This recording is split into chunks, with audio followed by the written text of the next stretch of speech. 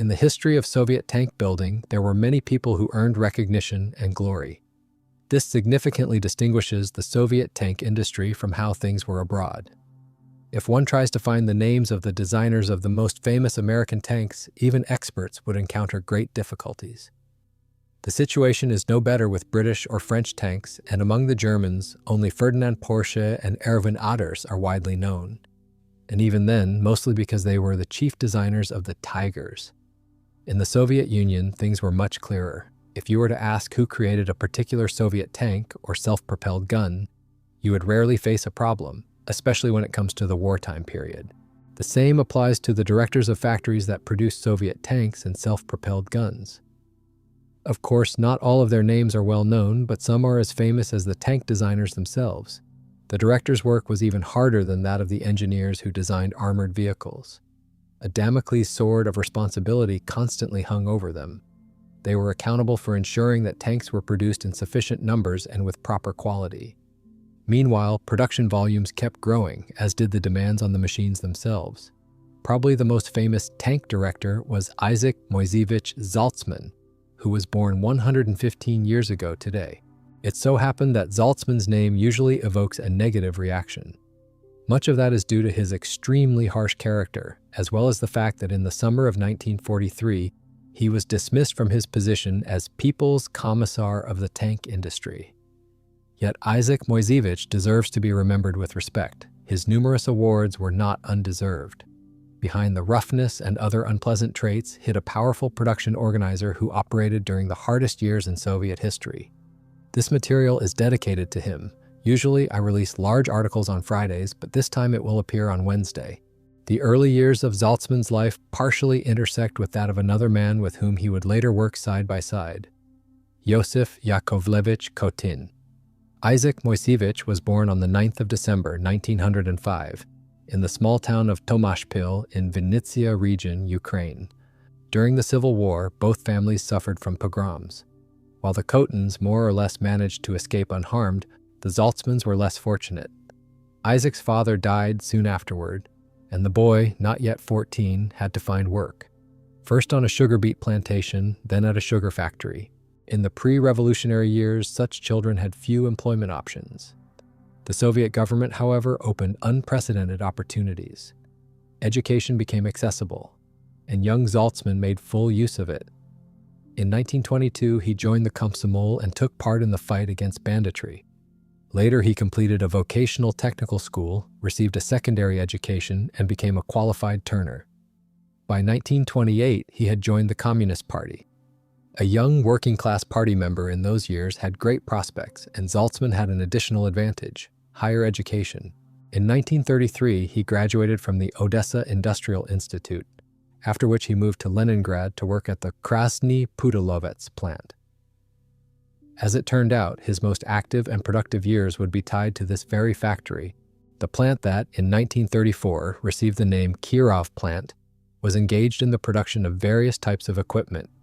It manufactured tractors, produced artillery, and in 1933 began producing tanks. These vehicles are usually classified as medium tanks, but in reality, they were designed to reinforce the main forces and break through enemy defenses. It is worth noting that the tank division of the Kirov plant was rather weak. The design bureau, headed by Alexander Mikhailovich Ivanov, essentially supported the production of these tanks, though only partially could they be considered the plant's own design. Unlike the artillery, including tank guns, which the plant developed quite successfully, such as 76mm tank guns of various models, it had not created a single tank of its own. The designs were received from above, that is, from the Kirov experimental plant. A new tank with a combined wheel and track drive was planned to replace the existing model, also intended to strengthen the main forces. However, the plant, which until February 1937 was headed by Konstantin Mikhailovich Ots, failed to master its production and also disrupted the manufacturing plan for the previous model. Gun production also fell through. Instead of 400 tank guns, only 258 were delivered, and instead of 250 divisional guns, only one was completed. As for the tanks, 101 were produced against a plan of 100, but they were declared unfit due to poor quality. The ominous year 1937 was approaching. soon to begin its bloody harvest. On February 18th of that year, Otts died under circumstances described differently in various sources. The new director of the Kirov plant became Levon Melkonovich Ter-Asaturov, formerly the plant's chief engineer and one of the organizers of tractor production. On November 20th, 1936, Alexander Mikhailovich Ivanov was arrested and later executed on May 7th, 1937. The NKVD operated at the plant, conducting purges among its employees. For Ter-Asaturov, the situation was extremely difficult. As of May 1937, the plant had not delivered a single tank, and the new project was also stalled. Eventually, Ter-Asaturov himself fell victim to repression. He was arrested and executed on February 27, 1938. His successor, Mikhail Andreevich Davidov, was promoted to director in January 1938, but he too was later arrested in October 1939 and executed on August 27, 1941. In January 1938, Vasily Konstantinovich Lvov, previously the plant's chief metallurgist, became the new director. Earlier, on October 20, 1937, Lev Israilovich Zaltsman had been appointed chief engineer. Within 4 years, he had advanced from shift foreman to this high position. In April 1937, the position of head of the Kirov plant's design bureau was taken by Joseph Yakovlevich Kotin, who had previously led several projects at the research laboratory of the Stalin Military Academy of Mechanization and Motorization. Already by 1937, Zaltsman and Kotin were working closely together. The first project of the new chief designer was a modernized version of the previous wheel and track tank. It was never built, but this machine marked the first sign of a fundamental change in tank production at the Kirov plant. In November 1937, the head of the Red Army's tank directorate became Dmitry Grigorievich Pavlov. It was under him that a true revolution in tank design began. Pavlov had combat experience in Spain, and on February 21, 1938, he prepared a large report. In this document, for the first time, appeared the idea of creating a new powerful breakthrough tank to replace the outdated models. Furthermore, work on one of the experimental designs was ordered to stop. Instead, what was needed was an entirely new tank with armor protection about 2 inches thick. On April 28th of that same year, the task was revised. Now, a tank weighing approximately 121 to 126,000 pounds with armor nearly 2.4 inches thick was required. The initial development was undertaken by one of Kharkiv's factories, but the work was soon transferred to Leningrad. There, real competition emerged between 2 design bureaus. One operated at the experimental plant, which had also suffered heavily from the purges, while the other belonged to the Kirov plant's Special Design Bureau. Isaak Moiseevich Zaltsman played an active role in this rivalry. Naturally, the leading figure in creating the future tank, which received the designation SMK, was Joseph Yakovlevich Kotin, as head of the Design Bureau. Still, the plant's chief engineer was far from a secondary figure in the process. This included, in particular, the decision to use a torsion bar suspension, a fundamentally new type of suspension. For the plant, it was a major challenge since every new technical innovation meant potential production difficulties. The final requirements for the tank were formulated in August 1938, and by October, a full-scale mock-up had already been demonstrated. By that time, Zaltsman had become the plant's director. He was appointed to the position on September 8, 1938. His predecessor, Boris Mikhailovich Lvov, was promoted to head the People's Commissariat of Machine Building of the USSR in 1938 to 1939. Interestingly, Zaltsman had effectively begun managing the plant even before his official appointment. As early as August, he was signing orders as acting director, and his first order as official director, dated September 4th, concerned an improved version of the medium tank. At that point, the constant rotation of Kirov plant directors came to an end. Production of medium tanks stabilized. 96 machines were delivered in 1938 and 131 a year later. But most importantly, the new director greatly accelerated work on the main project, the SMK tank. The importance of this task is vividly shown by the fact that on November 17, 1938, Isaak Moiseevich issued a special order establishing bonuses for the plant's best workers. 50,000 rubles were allocated for this purpose, an enormous sum for that time. Naturally, such actions had a very positive impact on the results. In addition, the Special Design Bureau, along with other engineering departments of the Kirov plant, was reinforced with new personnel. These newcomers became the creators of the tank that marked the Kirov plant's first major success, the KV. Work on it began following a decision by the Main Military Council on December 9, 1938.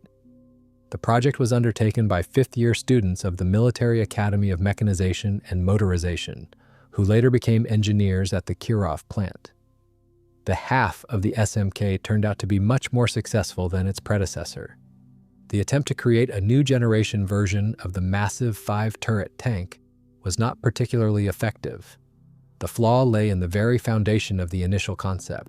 However, the KV, whose armor thickness was increased to nearly 3 inches, became exactly what was needed. It replaced not so much the oversized tank, which was essentially redundant, as it did the medium tank, a type that was by no means the weakest combat unit in the Red Army's arsenal. On December 19, 1939, the KV, having passed only preliminary trials, was officially adopted into service by the Red Army. The Kirov plant, which just 2 years earlier had been merely a contract manufacturer, was now the leading developer of heavy tanks. 6 months later, the competing experimental plant was dissolved as unnecessary. Its tank had proven inferior, and the subject of infantry support tanks was transferred to another factory. The experimental plant was absorbed there, while part of its design bureau was moved to the Kirov plant. In all these developments, Isaak Moiseevich Zaltsman played a significant role. Zaltsman's work as director was certainly not easy. The Kirov factory worked simultaneously in several directions. Tractor production was not canceled. In addition, there was an artillery direction that was going through hard times. In 1939, the factory produced 1,365 regimental guns. It was also planned to master production of divisional and anti-aircraft systems, but these did not turn out very well. The situation with another gun was not the best. That system lost the competition to an alternative tank gun. Despite this, in 1940, they produced 143 of those guns, and these were the guns with which KV-1 tanks were armed. They also established production of casemate guns built on the basis of the previous model. In that same 1940, the Kirov factory added production of 82mm battalion mortars model of 1938. In 1 year, they produced 2,402 pieces, and that was still without counting tank production. Production of the T-28 tank was being wound down. In 1940, they delivered only 13 such machines.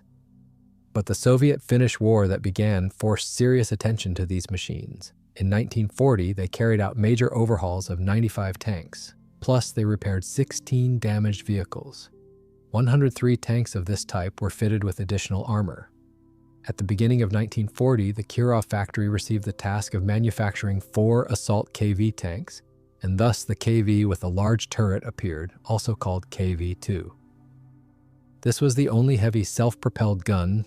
In essence, KV-2 was precisely an assault self-propelled gun. Its task was to fight fortifications that managed to take part in the Soviet-Finnish War. At the same time, the Kirov factory also received the task of developing an infantry support tank.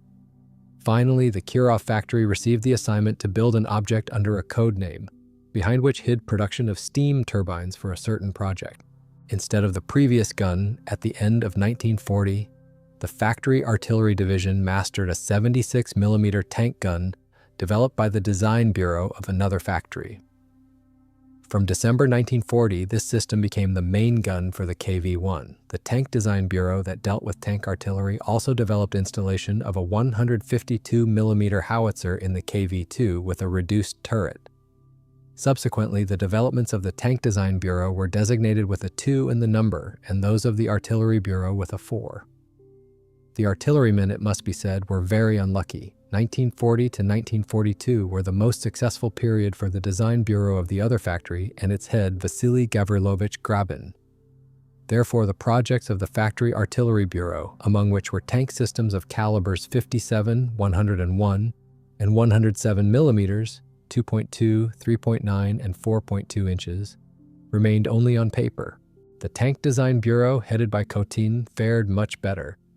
On the 28th of May, 1940, the KV-2 was officially accepted into service, and the KV-1 also went into large-scale production. Work continued in a number of other directions. The best-known works of the second half of 1940 were the heavy tanks T-150, a KV-1 with a small modernization, and T-220, a KV with a large modernization, bigger and heavier. Work was underway on a fortification destroyer with a code name. At the beginning of 1941, the optimal solution became the T-150. Its refined version, which had a code name, was planned to be put into series production as the KV-3. A great deal of work was done on the infantry support tank T-50, but a tank with the same name developed by the design bureau of another factory was accepted into service. At the same time, development of their own T-50 later proved very useful. The situation changed sharply in March of 1941. Soviet foreign intelligence received information that the Germans had heavy tanks. According to intelligence, there were 3 machines, the heaviest of which weighed 90 tons, about 198,000 pounds.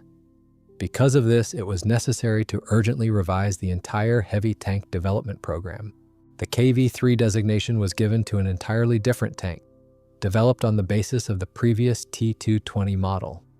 According to the plans, this tank was to enter production in August 1941.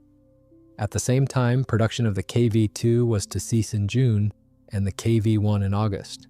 Moreover, new tanks, the KV-4 or KV-5, were scheduled for production in 1942. Because the characteristics of the KV-4 were rather vague and the vehicle exceeded the weight limit of 72 tons or about 159,000 pounds, a competition was announced. The initiative came from Kotin, and Zaltsman supported the idea. More than 20 designers and even entire design teams were involved.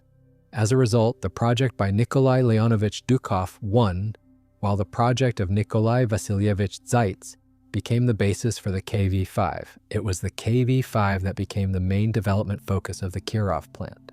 Another model did not disappear either, the T-232. Under the designation KV-6, it was planned for production at the Chelyabinsk tractor plant, where the manufacturing of the KV-1 was being mastered with great difficulty. The Kirov plant itself was not in a better situation. At first, it was preparing for the production of one tank, then another. On top of that came the assignment to produce M40 engines, and in January 1941, an order appeared for 100 mm, or about 4 inches, naval guns of the B-24 B-34 family. There were problems with the production quality of the KV series, while overall output kept increasing. In addition, an urgent task appeared to reinforce the armor of the KV-1. Initially, the plan included additional armor for the KV-2 as well, but it was already overloaded. The first armor reinforcement project was reviewed on May 9, 1941, and soon work began to strengthen tanks of this type. In this extremely intense mode, the Kirov plant and its director faced the beginning of the Great Patriotic War. On June 30, 1941, Zaltsman ordered that all KV-3 development materials be transferred to the Chelyabinsk tractor plant. 18 design engineers were relocated there, including Dukov, Pavlov, and Nikolai Fedorovich Shashmurin. The Kirov plant concentrated on producing the KV-1, and after the armored versions went into series, tanks with turrets thickened to 90 mm, or about 3.5 inches, followed. The new plan called for the production of 150 KV-1 tanks in July, 175 in August, 200 in September, 225 in October, and then 250 vehicles each month thereafter. At first, the plan was even exceeded. In July 1941, the Kirov plant delivered 153 tanks, and in August, 180. This was achieved by increasing the number of partner factories that supplied components. The design was simplified, especially noticeable in the Leningrad-built tanks of later production runs. On August 1st, an order followed to form mobile repair bases, which included up to 15% of the Kirov plant's workers. Among them were some designers, for example Semyon Mikhailovich Kasavin and Leonid Nikolaevich Pereverzev, who were among the authors of the KV project. The plant also organized the 22nd Independent Training Tank Battalion. The approach of the front line directly affected tank production. On September 9th, artillery shelling of the plant began and did not cease afterward. 25 workers were killed, 103 were severely wounded, including the designer Nikolai Mikhailovich Sinev, and 152 sustained light injuries, among them Kotin. Although the final decision to evacuate the Kirov plant was made on October 4, 1941, the process had already begun earlier. Zaltsman took an active role in it. Even under such conditions, 81 tanks were delivered in September and the last 30 in October. For his outstanding success in mastering KV-1 production, Zaltsman was awarded the title of Hero of Socialist Labor and received the Order of Lenin on September 19, 1941. From July to December 1941, the plant managed to deliver 2,475 regimental guns. After the decree issued on the 4th of October 1941, ordering the evacuation of the Kirov and Ijora plants, Mikhail Abramovich Dlugash became the new director of the Kirov plant. However, there were now two Kirov plants. The Chelyabinsk tractor plant had been renamed the Chelyabinsk Kirov plant, and its director was Zaltsman. The task was brutally simple: to turn the small trickle of KV-1 tanks produced at the Chelyabinsk plant into a powerful stream of iron. For a long time, the Chelyabinsk tractor plant, whose main line of work had been the production of S-65 tractors and later S-2 artillery tractors, had been pushed to take up tank production. Initially, the discussion concerned the T-28 tank, and later the KV-1. If they managed to avoid producing the T-28, things turned out differently with the KV-1. Production of these tanks was eventually established at Chelyabinsk, but by the summer of 1941, progress was slow. However, Lev Isaakovich Shor, who in April 1941 replaced Isaac Danilovich Solomonovich as plant director, managed to get the process moving. At least by July, 24 tanks were delivered, 27 in August, and the same number in September. The plant faced serious problems with the supply of components and armament. For instance, by September they had run out of F-32 guns, and only the delivery of the first ZIS-5 guns allowed them to fix the situation. Malyshev, now the People's Commissar of the tank industry, understood everything perfectly. A tougher leader was needed, and at the same time a more effective organizer. Thus, on the 6th of October 1941, Zaltsman was appointed director of the plant, now officially named the Chelyabinsk Kirov plant. Simultaneously, he became deputy commissar of the tank industry. Kotin was appointed chief designer. At his new post, Zaltsman quickly began energetic activity. The factory that produced tank engines was evacuated to Chelyabinsk. While engine production was still being set up, the tanks were equipped with M17T engines. Work also began on alternative methods of producing tank guns. This led to the creation of the 122mm, approximately 4.8 inches, U-11 tank howitzer. There were even ideas about producing a light tank at the Chelyabinsk plant using components from the S-2 tractor. Nevertheless, the main focus remained ensuring the production of KV-1 tanks. In October, 62 tanks of this type were delivered. In November, 156 were completed, and by December, the plant finished the year by producing 190 tanks. And this was only the beginning. Already in January 1942, production surpassed 200 tanks, and a month later, 250.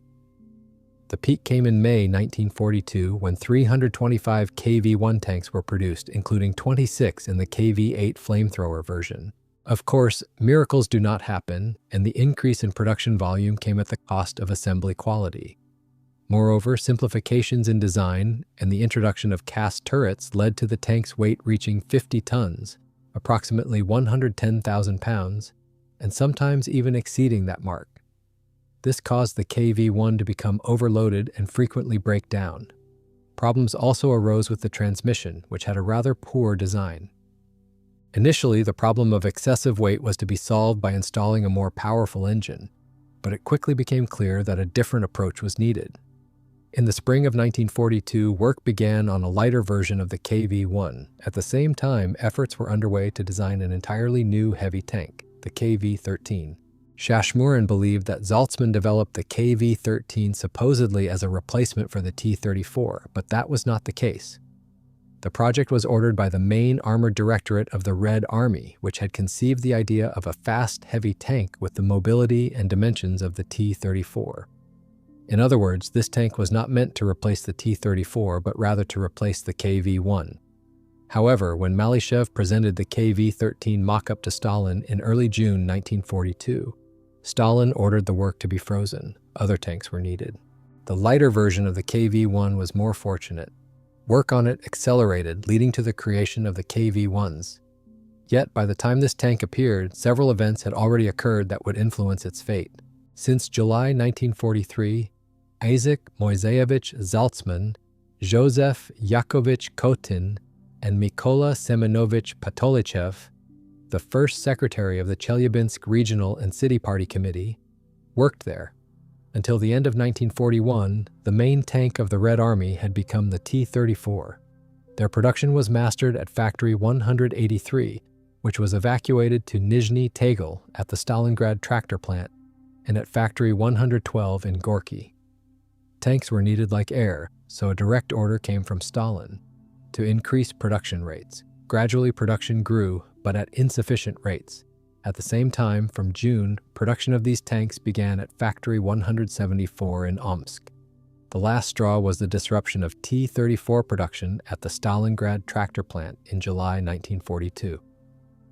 On the 1st of July 1942, Moiseevich was removed from the post of People's Commissar of the tank industry and was demoted to Deputy Commissar. Zaltsman was appointed the new commissar. Sergei Mykolaiovich Makonin, the plant's chief engineer, temporarily became acting director of the Chelyabinsk Kirov plant and became Zaltsman's right hand. In November 1942, he was replaced in that position by Abram Aronovich Goregliad, and later the director of the Chelyabinsk Kirov plant became Dluhach, transferred from Leningrad. As for Zaltsman, he was given a simple task: to increase the pace of T-34 production, which he began to carry out. In August, the first 30 T-34 tanks were delivered at the Chelyabinsk Kirov plant, and a month later, the first tanks of this type were delivered in Sverdlovsk. Tankograd, as Chelyabinsk came to be called, was reoriented to T-34 production. From the autumn of 1942 to March 1944, the main tank there was the T-34. In just the first year, Tankograd produced 1,055 tanks of this type, while the output of KV-1s proved modest. From October 1942, the production of these machines steadily declined. It was precisely at this time that Zaltsman raged in particular. That is how he was remembered. Rough, sharp in expression, shouting, and periodically referring to a presentation pistol. But that is one side of the coin. The other side of the coin were Isaak Moiseivich's results as commissar. To begin with, 8,247 T-34 tanks for the second half of 1942, he fulfilled Stalin's order. Further, under Zaltsman, the work on self-propelled artillery, which had long been stuck in place, moved into an active phase. By assigning his deputies to the most responsible areas, primarily Kotin, Zaltsman achieved real results. The paper Soviet medium self-propelled artillery installations were transformed into the Su-35, also known as the Su-122. At the same time, the Su-12 appeared, the brainchild of designer Semen Oleksandrovich Hinsberg, at that time one of the commissar's deputies. In November 1942, Zaltsman sanctioned the creation of a special design group in Chelyabinsk, tasked with developing a heavy assault self-propelled artillery installation. The group, headed by Lev Serhiyovich Troyanov, produced the KV-14 project, which evolved into the Su-152. This machine was accepted into service on February 14, 1943. Finally, work on promising tanks was unfrozen. The KV-13, also known as the IS-1 and the T-43, did not become serial machines, but their descendants nevertheless entered serial production. Such energetic actions, especially concerning promising vehicles, were highly risky. Eventually, one of these projects turned out to be fatal for Zaltsman. The self-propelled gun known as the Su-76 had inherent design flaws. The vehicle had been accepted into service even before testing was completed. A similar story occurred with the Su-122, though in that case the issue was not in the running gear. But with the Su-76, the problems proved to be global. The percentage of defective vehicles was staggering, 45% of the February production. Ginsburg was held responsible for this, and for some time he insisted that the problem lay in faulty gearboxes. At the same time, Zaltsman also suffered. On June 28, 1943, he was dismissed from his position as People's Commissar of the tank industry, and Malyshev returned to his post. To be fair, no one was insured against such issues. The same T-60 tank had been accepted into service before a prototype was even built, and there had been plenty of risky decisions under Malyshev as well. Despite this blow, Zaltsman did not remain without work. He was reinstated as director of the Chelyabinsk Kirov plant. At that time, work was already in full swing on developing the heavy IS tank, which was to replace the KV-1s. It should be said that the plant's engineers were cautious toward this machine, since the IS-1 and IS-2, its direct predecessors, had performed poorly during trials. Therefore, in August 1943, the plant's design bureau developed an alternative version of a heavy tank, essentially a modernization of the KV-85. Zaltsman was the ideologist behind this project. The idea was to maintain the current production pace and to hedge against the uncertainty of the new vehicle. However, the latter demonstrated far better performance than its predecessors, and the KV-1's chassis no longer had prospects. In addition, Malyshev managed to deliver a general greeting. On August 26, 1943, an order from the People's Commissariat of the tank industry was issued. In it, Zaltsman and Makonnen were warned not to engage in such independent initiatives again. Kotin, who was also involved in the idea, was reprimanded as well. On September 4, 1943, the new vehicle was accepted into service with the Red Army as the IS-85. Less than 2 months later, the IS-122, later known as the IS-2, was also accepted, featuring more powerful armament. And on November 6th, the IS-152, better known as the ISU-152, entered service. The introduction of these machines involved tremendous work carried out at the plant under Zaltsman's direction.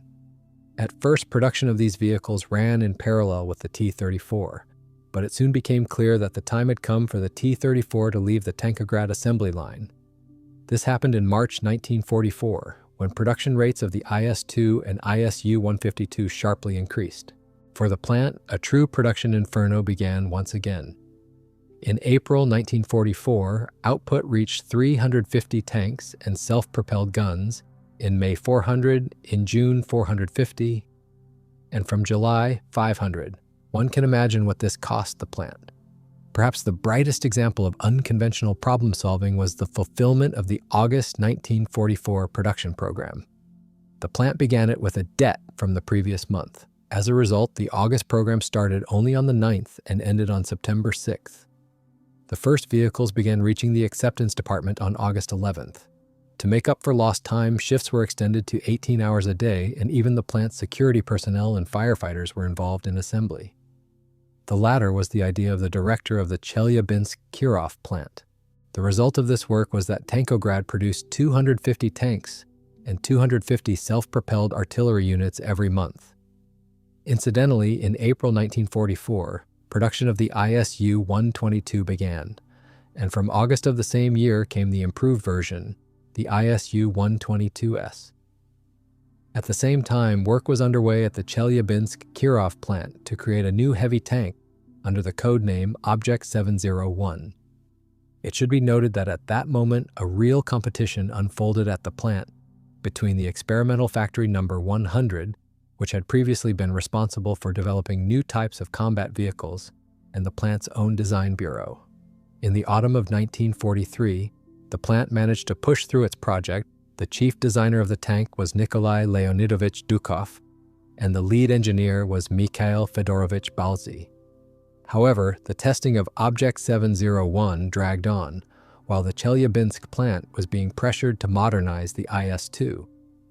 Eventually, those same Dukov and Balzy headed the development of another tank, which later received the designation Object 703.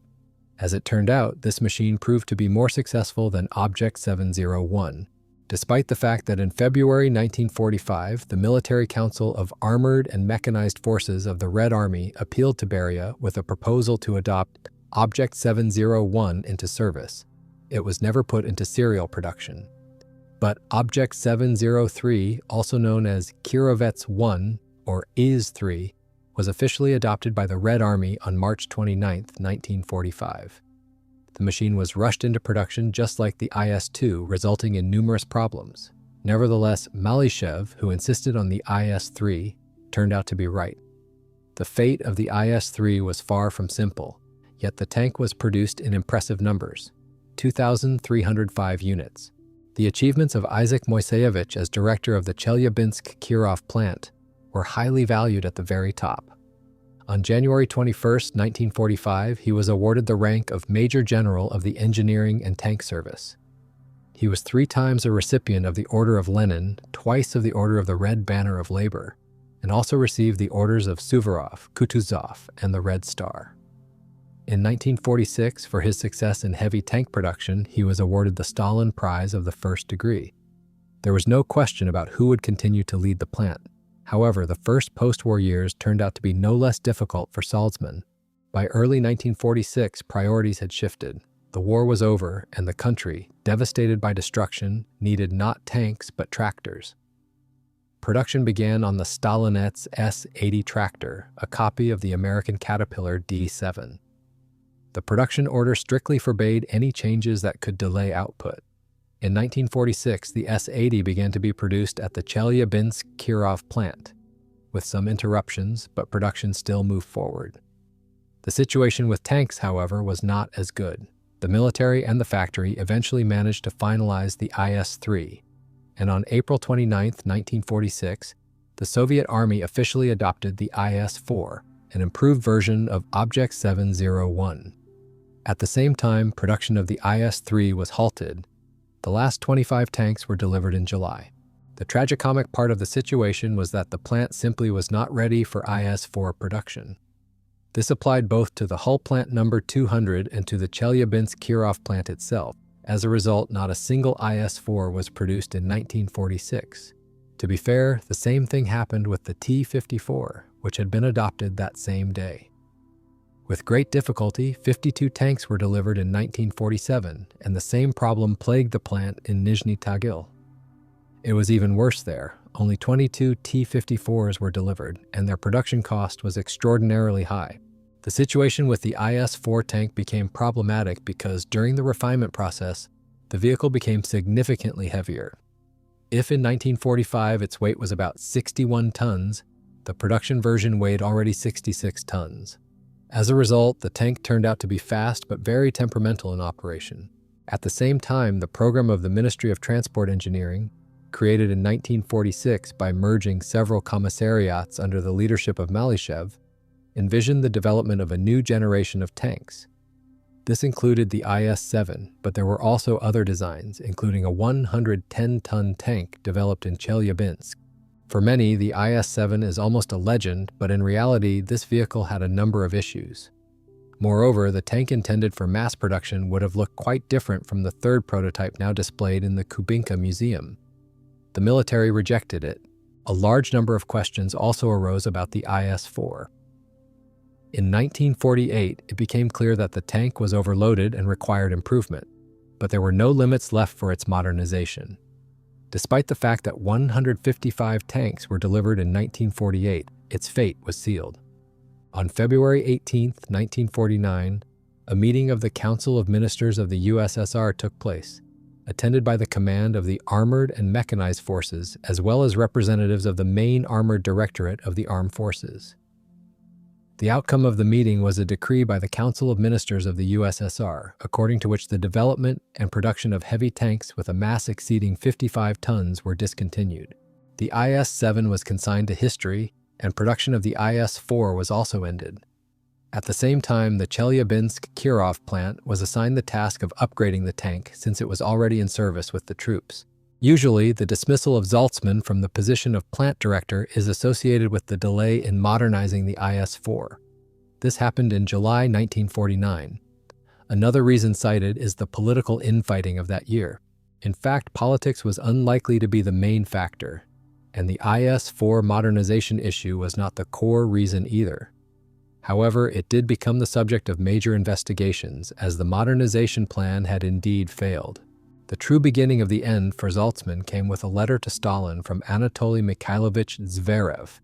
dated February 21, 1949. The secretary of the plant's party bureau wrote a scathing letter criticizing Zaltsman and other members of the plant's leadership. This letter is preserved in the Russian State Archive of Economics, along with the subsequent review. On April 29, 1949, a report was prepared for the Minister of Transport Engineering, Ivan Ivanovich Nosenko, which partially confirmed Zverev's statements. His remarks about the disruption of tractor production were also verified. Instead of 16,500 units planned for 1948, only 13,230 were delivered. It was proposed to reprimand the director of the Chelyabinsk Kirov plant for his management methods. From there, everything began to snowball. The disruption of tractor production, the formal reason, the failure to modernize the IS-4, 0 vehicles completed against a plan of 66, major issues with the IS-3, and the prolonged work to correct its defects. It is worth noting that Zaltsman was far from the only one who lost his position. The year 1949 turned out to be exceptionally difficult, especially for tank production.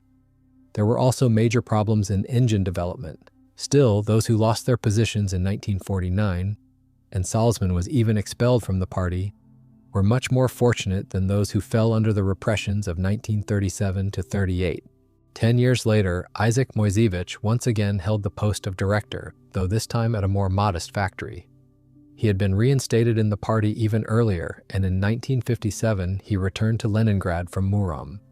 He lived a long life. Isaak Moiseevich died on the 17th of July, 1988, as a respected and well-remembered man. He was last mentioned at the Kirov plant on the 22nd of June, 1988, less than a month before his death. Although Zaltsman was remembered as a man of difficult character, he was valued for completely different reasons. Under his leadership, the Kirov plant became a leading manufacturer of tanks of its own design, and during the Great Patriotic War, the Red Army received the largest number of heavy tanks in the world. His role in the history of the T-34 tank is also significant.